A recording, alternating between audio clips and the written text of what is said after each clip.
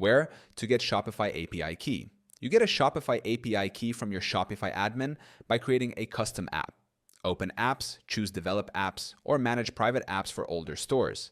Create a new app, then generate API credentials under the API credentials section. The process issues API keys and access tokens you can use for REST or GRQL requests.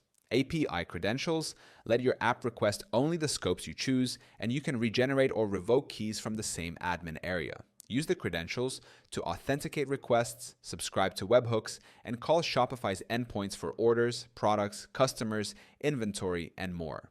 Tokens are returned after you install the app for your store. Developers and merchants use Shopify API keys to build integrations like inventory sync, ERP connectors, custom storefronts, and automation workflows. Many Shopify store owners pair apps to automate order routing, analytics exports, or multi-channel listings, all powered by API credentials created in the Shopify admin. You can start using Shopify for free right now by clicking the link in description.